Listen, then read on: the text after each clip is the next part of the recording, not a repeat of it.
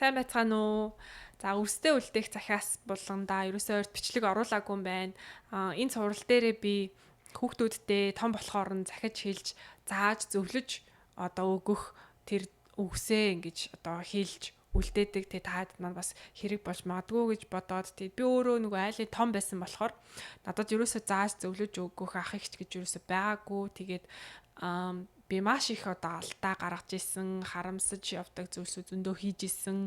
Тэр бүхнээсээ зөндөө их юм сургамж авч исэн. Тэгээ би хүүхдүүдээ бас том болоод алтгаас нь өмнө ч гэсэн ядаж нэг зүйлийг ингээд анхааруулж хэлээ зөвлөд өгөх юмсан гэж боддог учраас энэ цувралыг ингэж хийж эхэлсэн байгаа. Юуг би тэдэнтэй захиж хэлж үлдээх вэ гэдгээ ингээд таадтайгаа бас хуваалцдаг. За өнөөдөр харин би хүүхдүүдтэй хосын харилцааны талаар, гэр бүлийн амьдралын талаар хүмүүс юуг заавал мэдэж байх хэрэгтэй вэ? Би өөрийнхөө хосын харилцааны талаар, гэр бүлийн амьдралаасаа, эргэн тойрны аав ээж, хамаатан садны ах эгч нар, найз нөхдийнхөө гэрлэлт хосын харилцаанаас юу сурж ойлгож авсан бэ гэдгээ хүүхдүүдтэй яаж захиж үлдээх үү, юуг анхааруулан тайлбарлах вэ гэдгээ хуваалцах гэж байна. Хосын харилцаа гэдэг бол угаасаа ингээд бидний амьдрал зайлшгүй заавал байдаг тийм чухал хэсгүүдийн нэг байдаг учраас бид нар аав ээж хүний хувьд хүүхдүүдтэй энэ талаар ингээд ичиж санаа зовхгүйгээр хамгийн анхны зөвлөх нь хамгийн ихтгэлтэй итгэж найдаж болох тэр хүмүүс нь байх ёстой. Тийм болохоор энэ талаар би хүүхдүүдтэй юу хуваалцах уу, юу зөвлөх үү гэдгээ таадтайгаа бас хуваалцъя. Хамгийн ихнийх нь болохоор би энийг бол охиндоо илүү төлхөө анхааруулж хэлнэ.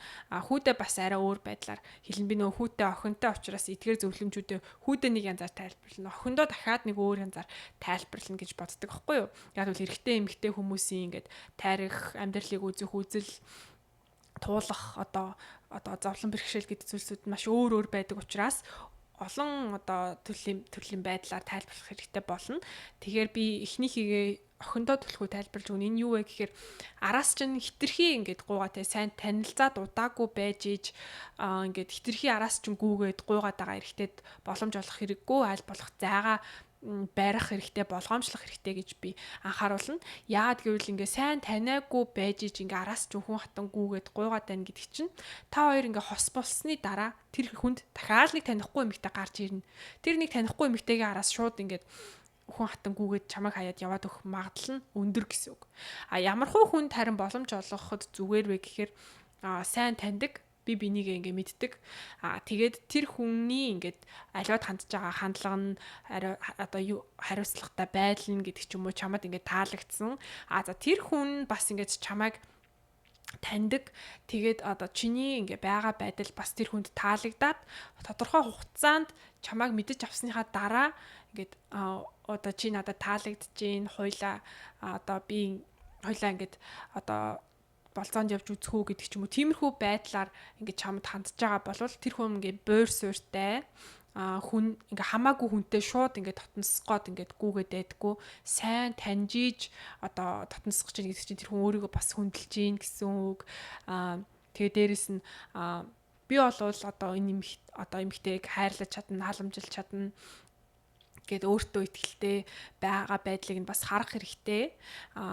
Тэр хүн тухайн хүн танилцаад удаагүй байж иж шууд ингээл хоёлаа үерхий гэдэг ч юм уу, эсвэл би хоёлаа ингээд болцсон ингээд чамаа шууд бэлэг сэлт өгөөл байн залгаал мессеж бичээл эхлэх юм бол тэр яагаад аюултай вэ гэхээр тэр хүн чамайг өөрөөсөө ингээд юм доогуур бишээ, тэр хүн өөрийгөө чамаас ингээд доогуур байр суурь авч тавьчихж байна гэж ойлгож болох байхгүй. Тэгэхээр би маш их хичээж гүүхгүй л болвол би нэмэгтэй тоогдохгүй, нэмэгтэй намайг тоохгүй гэж өөртөө итгэлгүй байгаагийн илрэл байгаа хгүй. Танихгүй эмэгтэйгээс хитрхи гүн гэдэг чинь. Тэгээ өөртөө итгэлгүй байгаа хүнтэй яагаад ингэж танилцсан тотонсож хосын харилцааг үүсгэж болохгүй вэ гэдэг талаар би бас нэг бичлэг дээрээ маш дэлгэрэнгүй тайлбарласан байгаа. Яг энэ өрсөлдөд үлдээх захиас булангийнхаа ийм хүнтэй битгий суугаарай. Өөр минь гэдэг бичлэг байгаа. Тэрэн дээр маш дэлгэрэнгүй тайлбарлсан байгаа. Тэгээ дээрэс нь тэр хүн чинь ингээ хитрхи хичээгээд эхлэхээр ерөөсөө өөрийнхөө өмнө дүр төрхийг гаргаж ирэхгүй.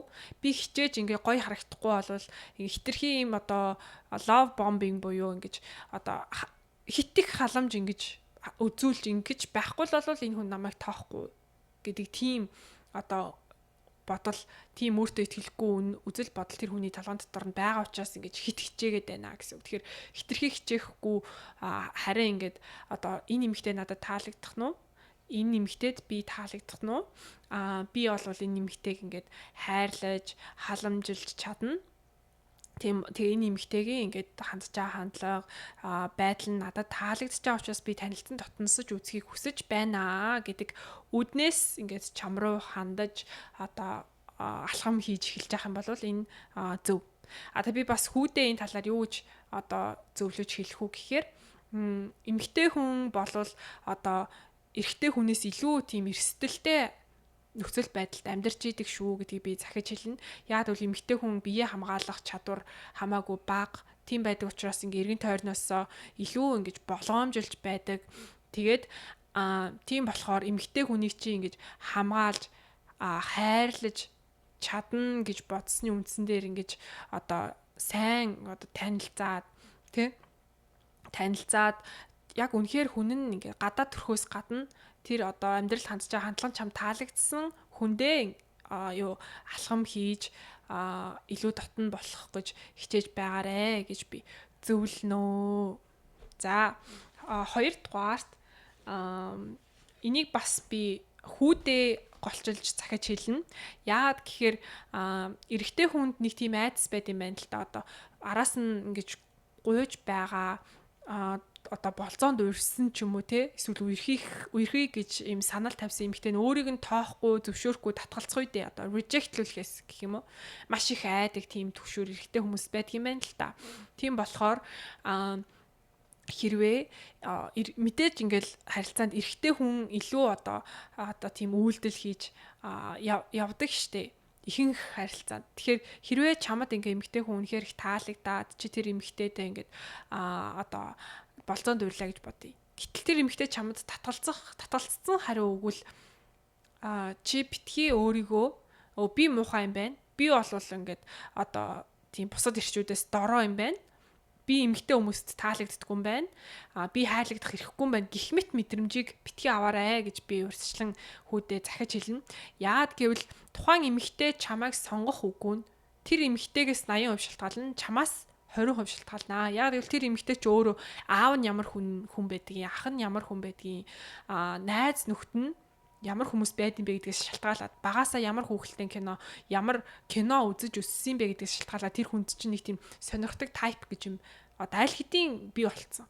Тэгэхээр чи тэр тайпын хүн нь биш байгаа учраас л чамд татгалцсан хариу өгнө. Тэрнээс чи царай муутай одоо гачин муухай хайрлагдах ирэхгүй бусад ирчүүдээс дор гэдэг ч юм уу тиймэрхүү учраас чамайг тоогоогүй гэсэн үг ерөөсөө биш шүү. Зүгээр л тэр эмэгтэй юм ногоон өнгөнд дуртай байсан чинь чи ийм цагаан өнгийн хүн байж таарсан байна.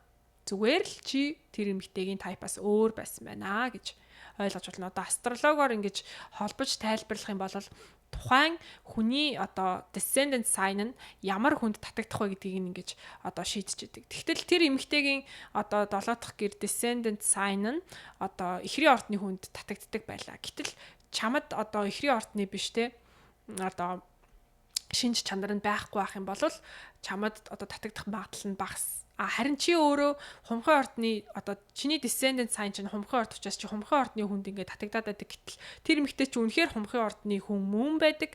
Гэхдээ тэр эмэгтэйгийн descendant sign нь одоо ихэр гэтэл чи өөрөө одоо нэг одоо юу байдаг ч юм уу те материал орд байдаг ч юм уу те. Тэгхийн бол ингээд чи тэр эмэгтэйд татагдаад байгаа бол тэр эмэгтэй чам татагдахгүй байх магадлалтай. Тийм болохоор тэрийг бити ингэж хитрхи personally боёо хувь хүн дээрээ ингэж аваад тэрэнд ингээд одоо юу яг мэдээж гонигтай гэхдээ чамайг одоо адилхан хайрлаж чамд татагдах хүмүүс байдэн шүү. Тэрнээс болж өөрийгөө бити ингэж одоо дороогоор бодож байгаарэ. Өөрийгөө бити муухагаар бодож хайрлах хэрэггүй юм шиг санаарай. Тэрнээс одоо rejection гэдэг зүйлээс тэ чамд татгалцсан хариу өгөх магадлал гэдэг зүйлээс бити айж агаарэ гэж би хүүдээ одоо захиж хэлнэ.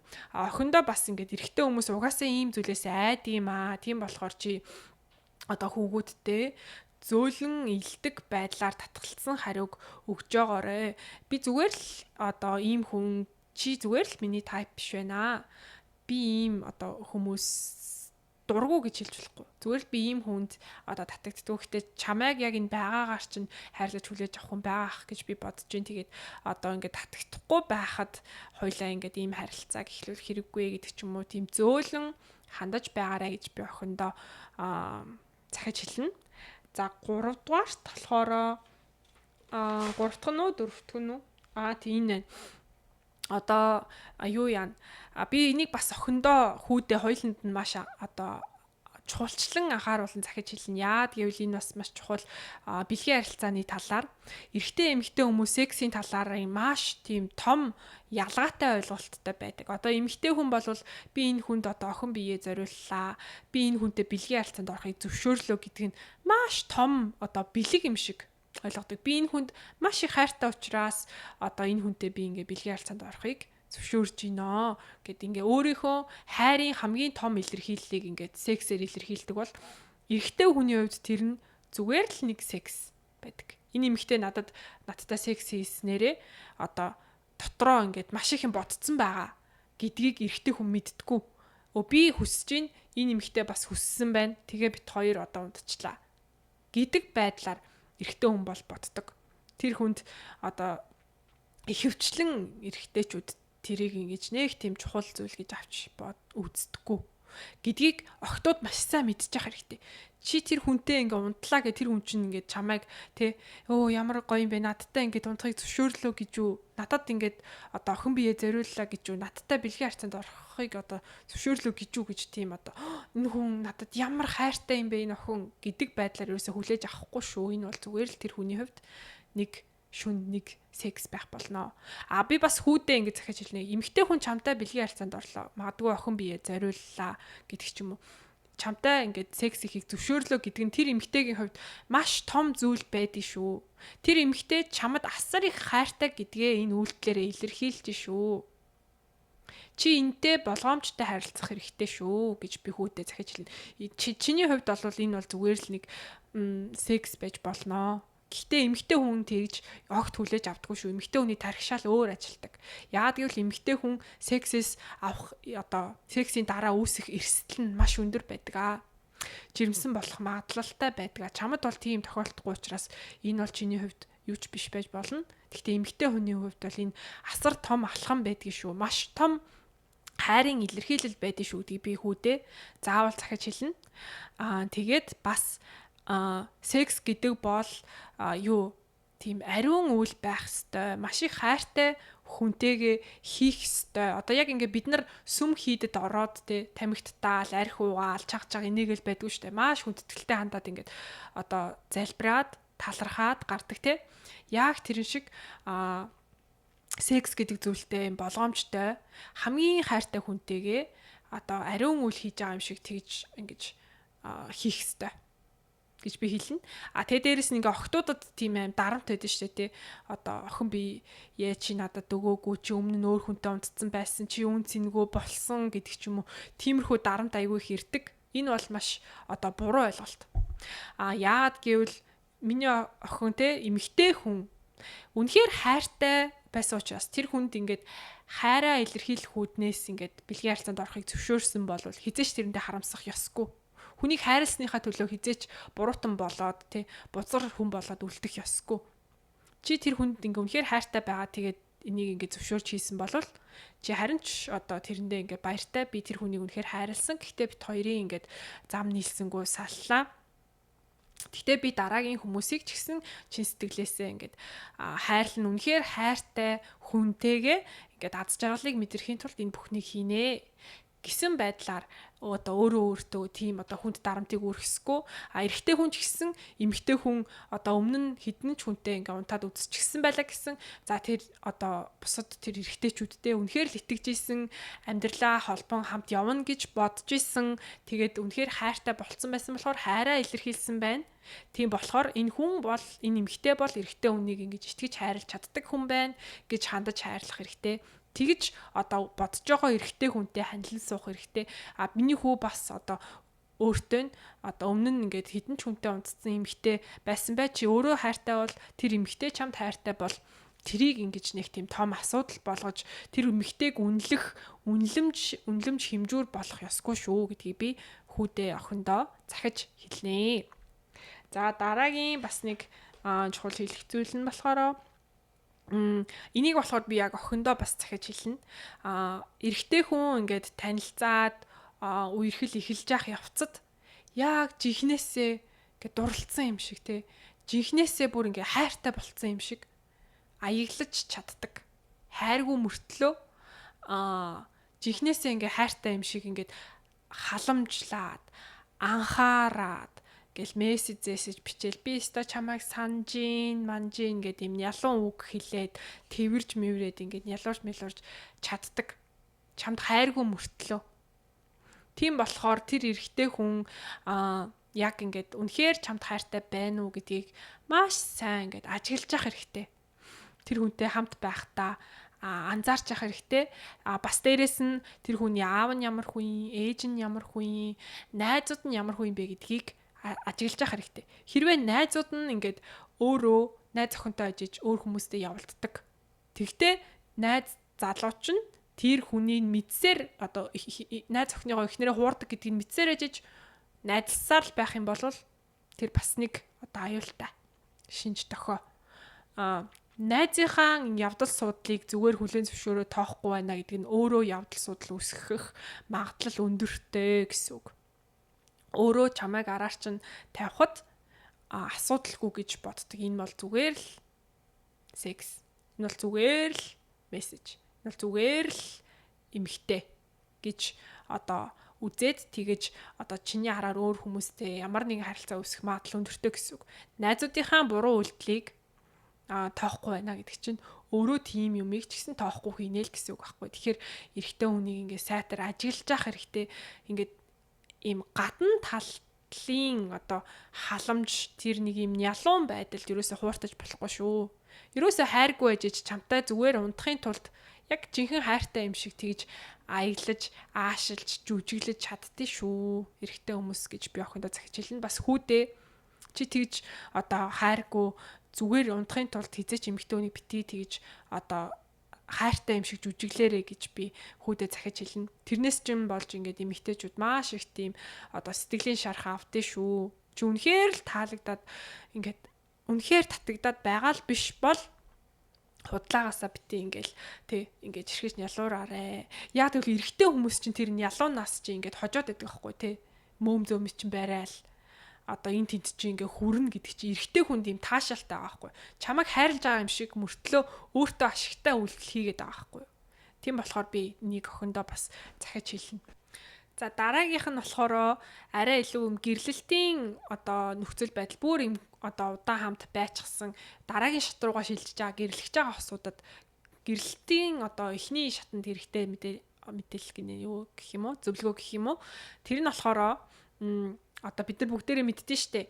Одоо хоёр өөр орчинд өссөн, өөр аав ээжтэй тийм хүмүүс чинь ингээ нэг гэрт хамтдаа амьдрахаараа ялгаатай байдлаасаа болоод маш их маргаан зөрчилдөөн үүсдэг. Тэгэхээр тэр маргаан зөрчилдөөн үүснэ гэдгийг бид нар анханасаа хүүхдүүдтэй ингээд харуулж хэлж яах, зааж зөвлөж явах хэрэгтэй. Та хоёр бол одоо ингээд хоёр өөр аав ээжтэй, хоёр өөр орчинд өссөн хүмүүс байгаа. Та хоёрт ялгаатай зүйлс зөндөө их гарч ирнэ.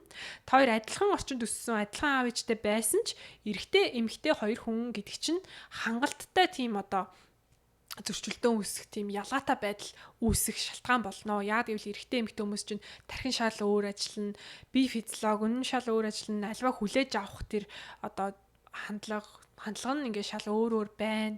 Тийм болохоор энэ ялгаатай байдал дээр ингээд маргаан үүсч магадгүй шүү. Тийм болохоор энэ дээр ингээ анханасаа би бинийгээ ингээд ялгаатай байдлыг хүлээн зөвшөөрөх хэрэгтэй.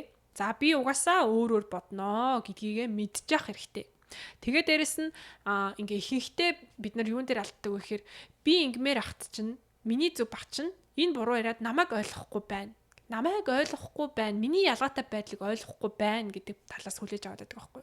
Гэтэл яг үүндээ би ч гэсэн тухайн хүний ялгаатай байдлыг ойлгохгүй байгаа. Хоёулаа бинийг ойлгохгүй байхад намайг ойлгохгүй байна гэж хүлээж авдаг нь нэг алдаа болдог.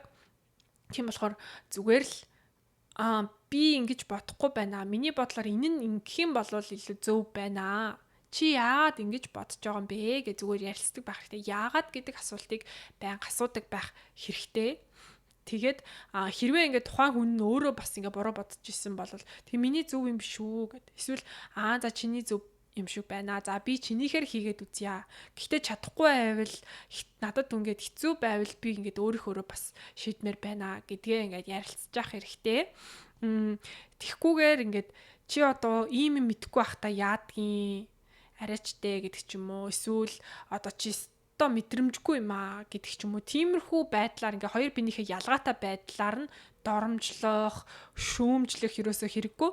Зүгээр л энэ ингээд аав ээж нь л одоо ингэж зааж өсгсөн бол үнэхээр ингэж бодхоос өөр аргагүй шүү дээ гэдэг байдлаар ийм орчинд л өссөн юм чи одоо ингэж бодох нь аргагүй шүү дээ. Гэхдээ миний зөв гэж бодож байна. Яагаад гэвэл ийм байна гэдэг ийм одоо юутай байр суурьтай ийм одоо үнэн зөв тайлбарыг өгч чаддаг байх хэрэгтэй.